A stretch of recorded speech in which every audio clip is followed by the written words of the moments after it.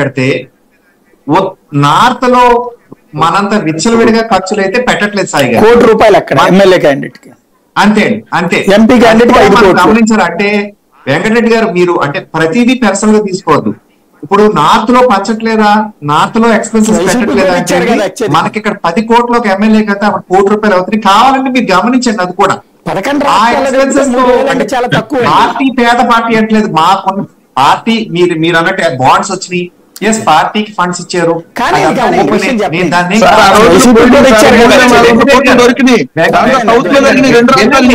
మిగిలిన నార్తే 11 రాష్ట్రాలు కలిపితే 3,000 అంటే చాలా తక్కువ.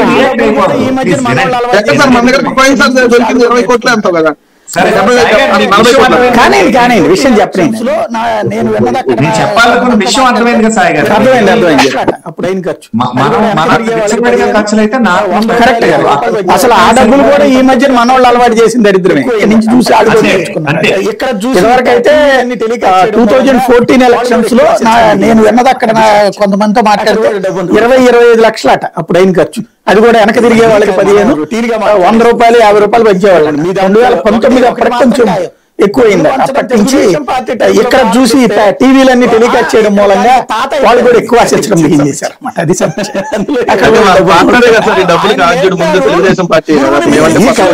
తీరిగా మాట్లాడేసుకోండి సార్. ఇప్పుడు మీ దాంట్లో ఒకటి మాత్రం కాదు, మనం డబ్బులు ఇక్కడ దానికి తాత అయిపోయారండి. సమస్య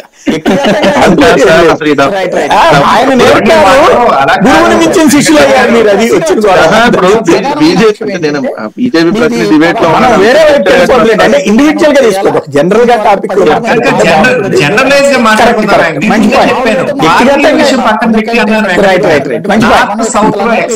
చాలా రైట్. ఇక్కడ శ్రీనివాస్ చౌదరి గారు ఒక ప్రధానమైన అంశం ఏంటంటే, ఇది 16 మంది అసెంబ్లీ అభ్యర్థుల్ని అనౌన్స్ చేయాలా, ఇంతవరకు 17 మంది పార్లమెంట్ అభ్యర్థులు కూడా అనౌన్స్ చేయాలి.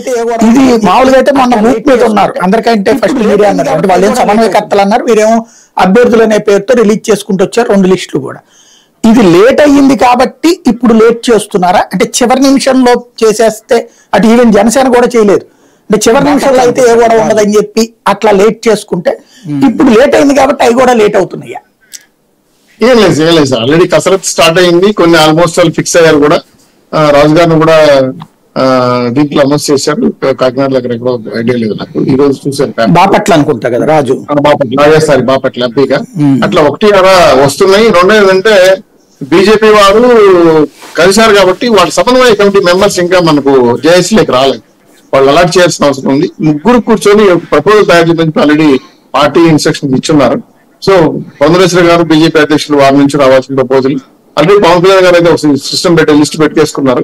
3 కూర్చుంటే అనౌన్స్ చేసే ముందు కొంచెం కాంట్రవర్సీస్ లేకుండా ఒకరికి అడ్జస్ట్మెంట్ చేసుకోవాలని చర్చల కోసం ఆగారు. ఈ లోపల ఏంటంటే కోడ్ రావటం, తర్వాత ఈ సభలకి డేట్లు అనౌన్స్ చేయటం, మోడీ గారి మీటింగ్ కొంచెం సిస్టమ్ తీసుకొని జరపడం వల్ల కొంచెం టైం గ్యాప్ వచ్చింది. ఇప్పుడు ఆ పనులు ఆల్రెడీ వర్క్ జరుగుతోంది. అది తెలిసి ఒక ఈ వీక్ లో కూడా పడదు అనుకుంటున్నాను. 3 రోజులనే ఒక అనౌన్స్మెంట్ వచ్చే అవకాశం ఉంది.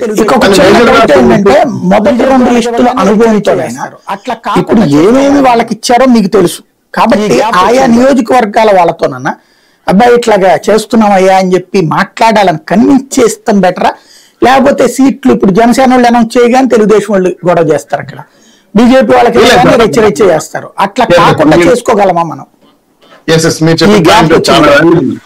అదే మీరు చెప్పిన పాయింట్ చాలా వాల్యుబుల్. గత అనుభవాలు, ముందు అనుభవాలు, ఇప్పుడు జరిగిన సమస్య చూసిన తర్వాతనే ఇప్పుడు ఆగి ఉన్నారు.